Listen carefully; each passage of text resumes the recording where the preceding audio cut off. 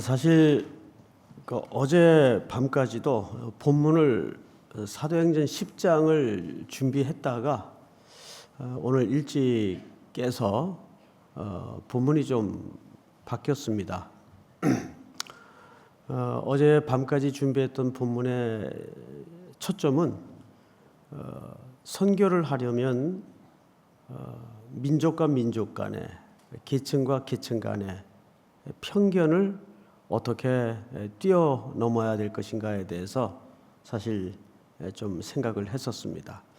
근데 먼저 우선할 것이 뭐냐면 그것도 굉장히 중요한 시대적 주제이지만 보다 더 중요한 것은 하나님은 선교를 어떤 방식으로 경영하시는가, 그것을 먼저 살피고 보는 것이 순서상 맞겠다 싶어서 이 안디옥 교회는 아시는 것처럼 이방 땅에 최초로 세워진 선교의 열매죠.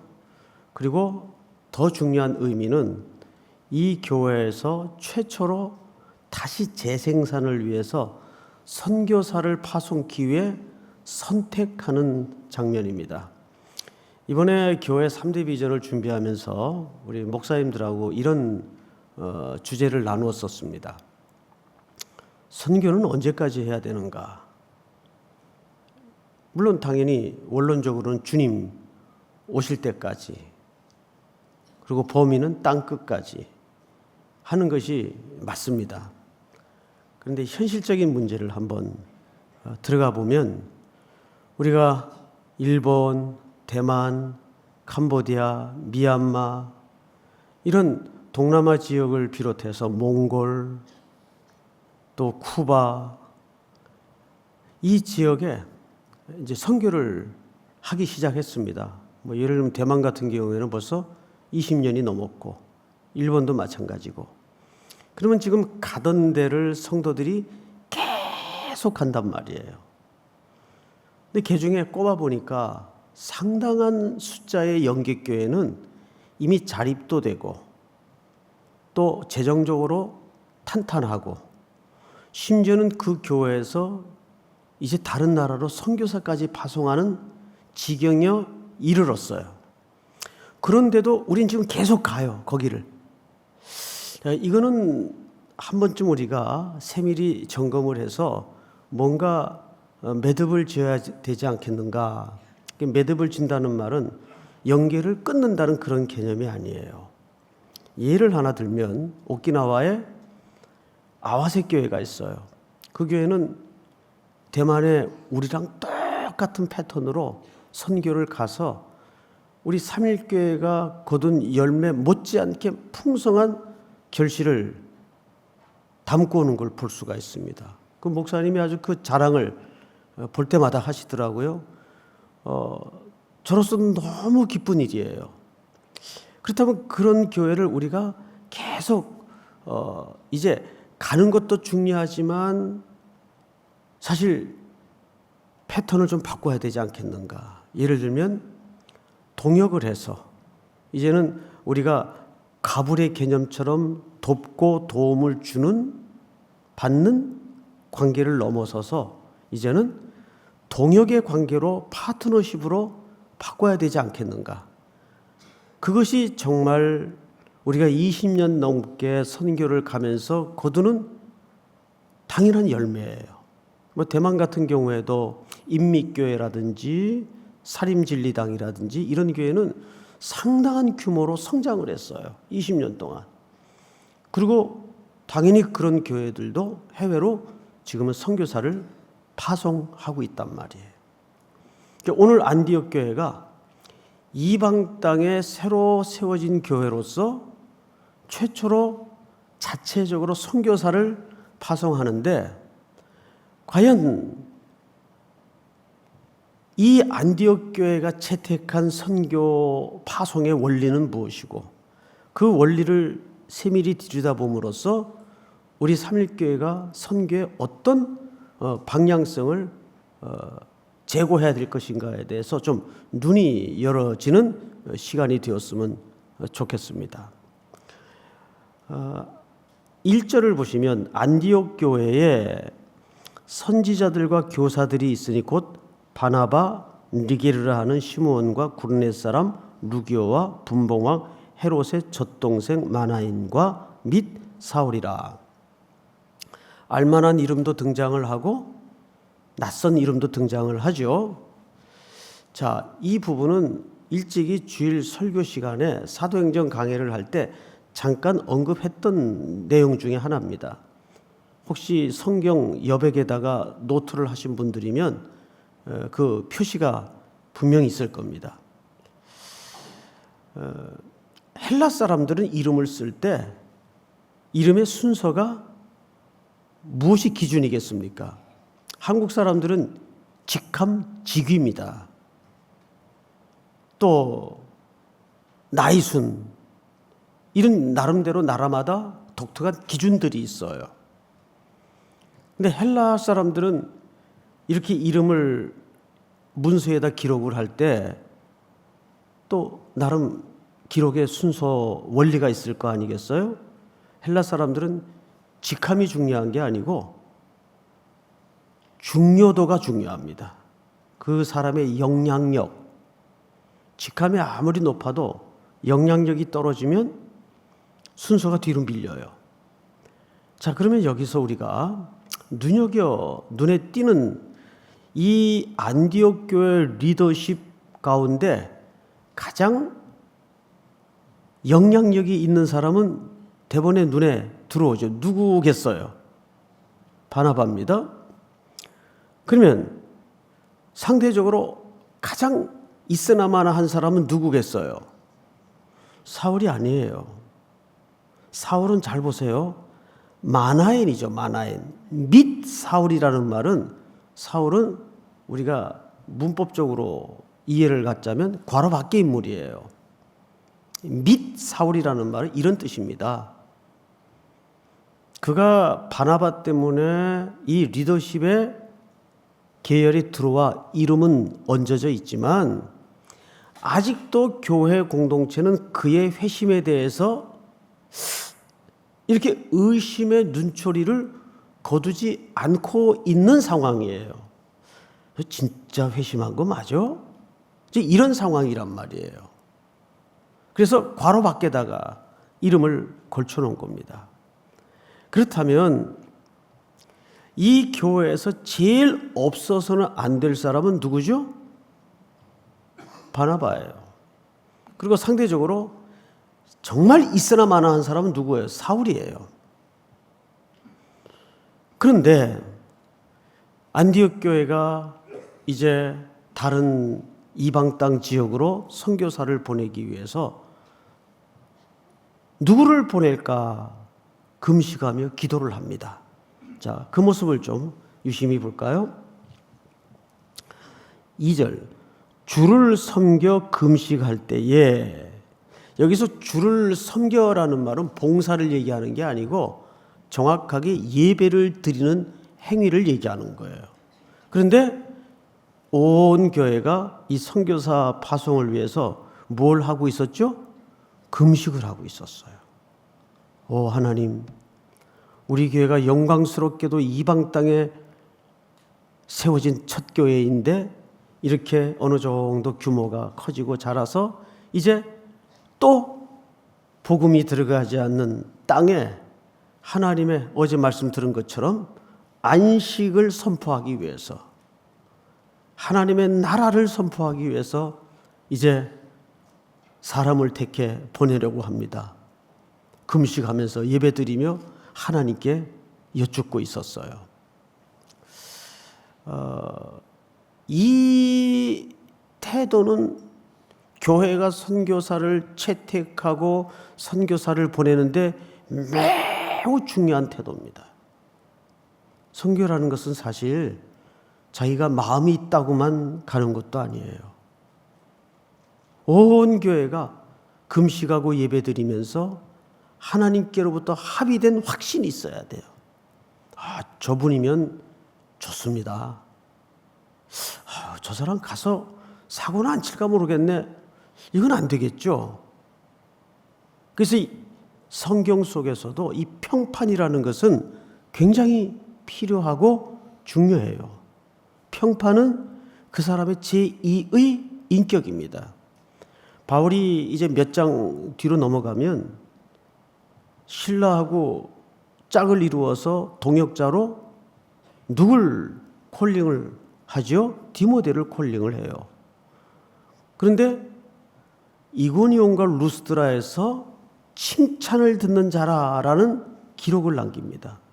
이고니온과 루스드라는 약 요즘 거리로 환산해서 치자면 20km가 넘는 상당히 먼 거리예요. 그런데 이 엄청난 넓은 범위에 디모데는 칭송을 듣는 평판이 좋은 사람이었어요. 바울이 그 디모데를 16장쯤 가서 운명적으로 만나죠.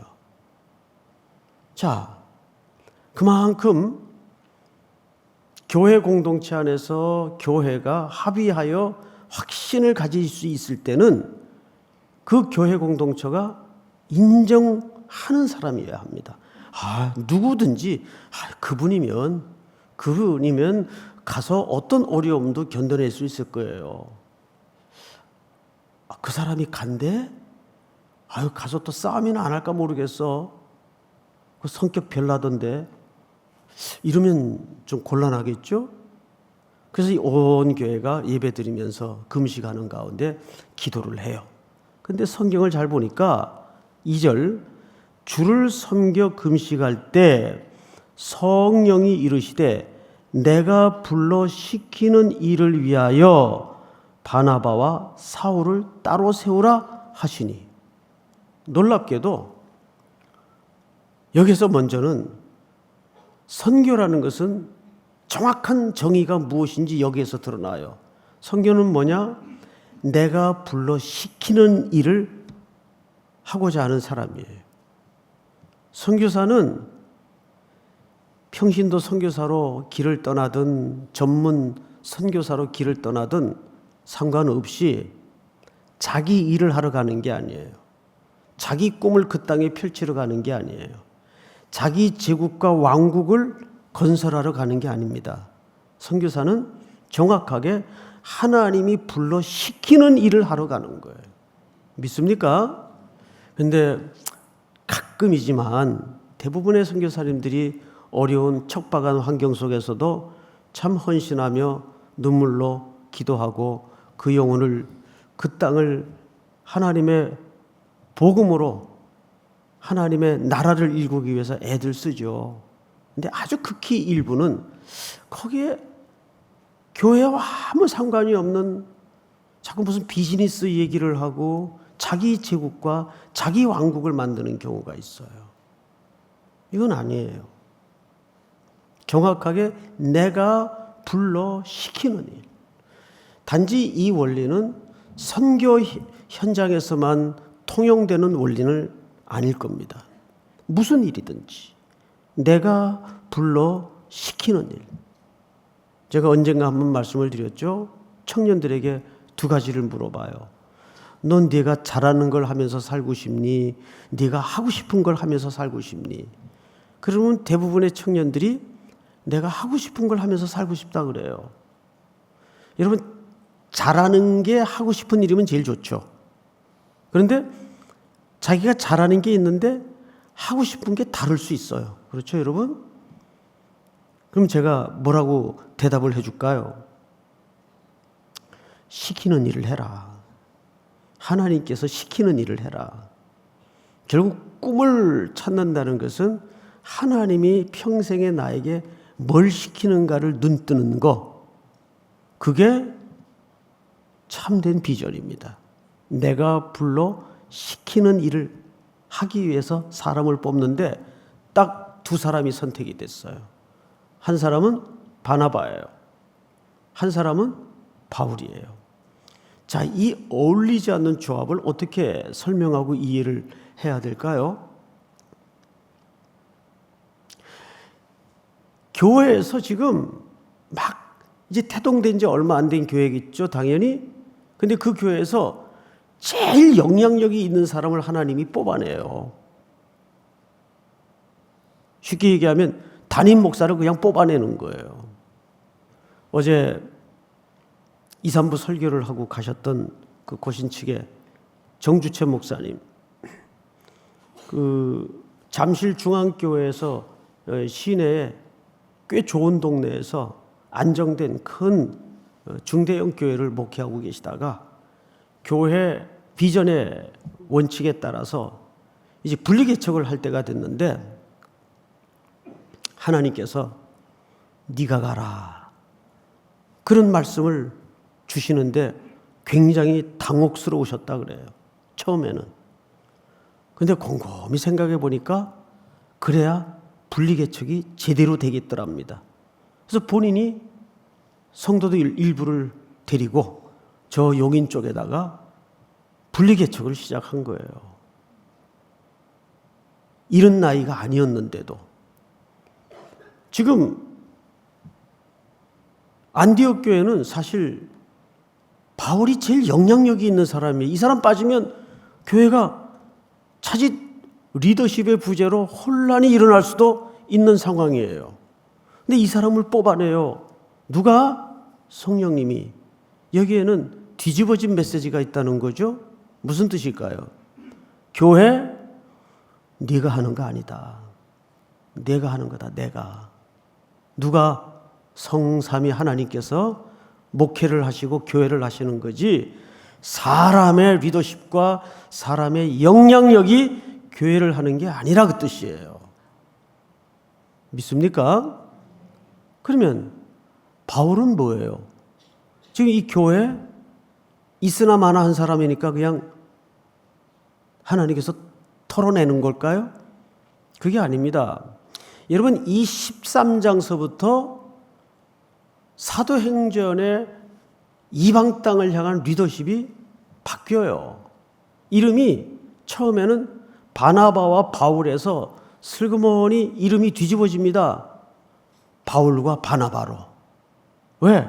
점점점 바울의 영향력이 커지기 때문에. 먼저 선배가 바나바가 틀림없는데 그 이름이 뒤로 가서 옮겨집니다. 그게 맞는 거예요. 그러니까 여기서 하나님의 이 선교에 대한 운영 방식은 정확하게 하나입니다. 선교도 지금 의심이 거두어지지 않은 이 사람이 회심한 거 맞아? 저 사람이 지금 뭘 알아서 선교를 할까? 굉장히 불안한 존재 아니에요. 바울은 지금 교회 공동체에서 검증도 지금 아직 안 됐고 굉장히 불안한 대상이란 말이에요. 근데 하나님이 이 사람을 뽑아서 선교사로 보내라는 거예요. 어떻게 하면 좋아요? 이 말 속에는 또 뒤집힌 메시지가 있는데 정확하게 선교도 내가 하는 거다 그 뜻이에요. 교회도 누가 하시는 거예요? 하나님이 하시는 거예요. 그런데 또한 동시에 선교도 내가 하는 거다. 사실 이 두 사람의 전혀 어울리지 않는 조합 속에 하나님의 메시지는 결국 하나예요. 교회도 걱정하지 마라. 내가 한다. 선교? 바울 뽑혔다고 걱정돼? 그것도 내가 하는 거야. 그 실제 그 증거가 향후 얼마나 철저하게 곳곳마다 열어집니까? 자, 그런데 오늘 우리가 이제 결론 겸 따로 세우라 하시니 3절 한번 같이 읽어볼까요? 시작.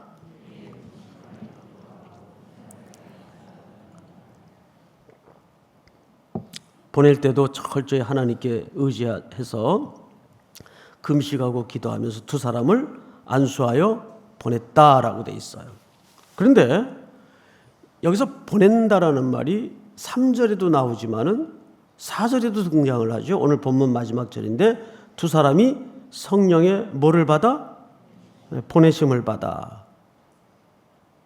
자, 이 3절의 보냄과 4절의 보냄은 단어 자체가 틀려요. 전혀 다른 단어예요.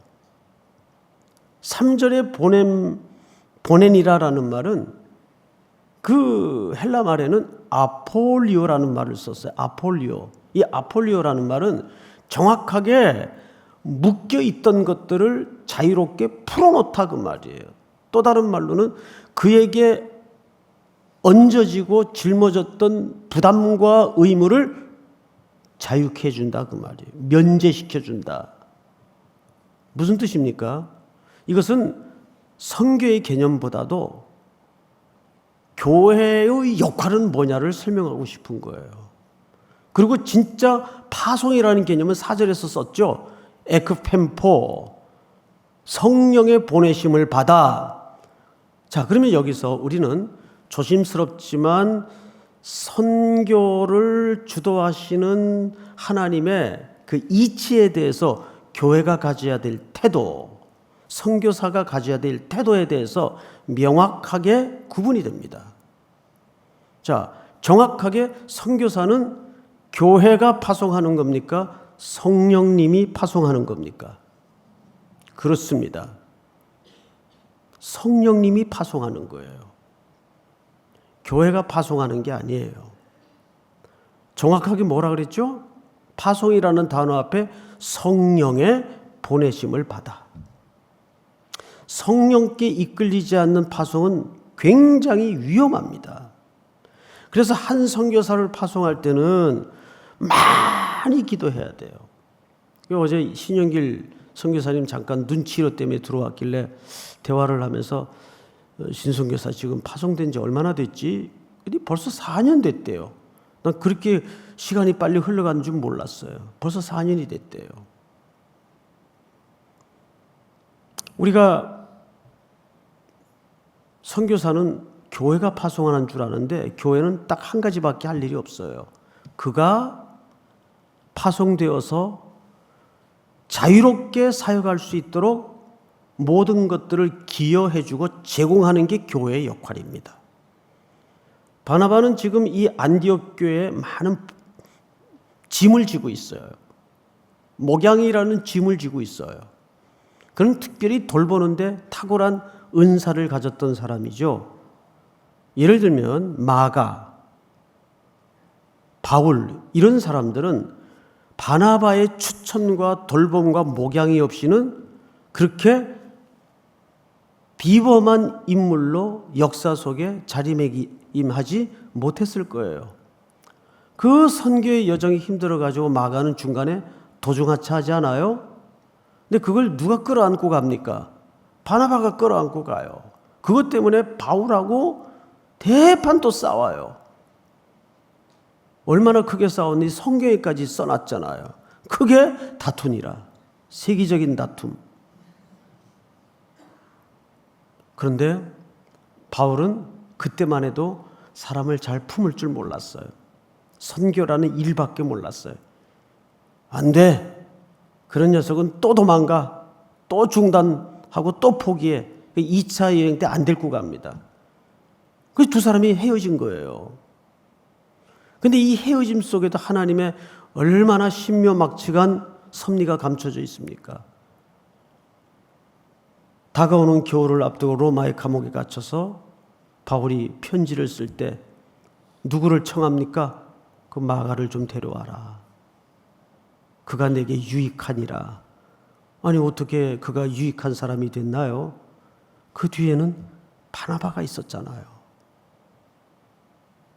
그 못난이 조카를 끝까지 부둥켜 안고 돌보고 기다리고 참아서 좋은 목회자로 만들어 놓은 거예요. 자, 우리는 첫째, 선교사는 누가 파송하는 것입니까? 성령님이 파송하는 거예요. 교회는 그 성령님의 결정에 뭐 하는 것만 남아있죠? 순종하는 겁니다. 믿습니까? 그리고 그를 보내시는 성령님의 뜻에 순종하는 범위 안에는 그가 선교 사역을 위해서 마음껏 선교할 수 있도록 돌봐주고 챙겨주고 함께해주는, 그래서 그가 세상의 직무로부터 자유케 될 수 있도록, 그게 교회의 역할이에요.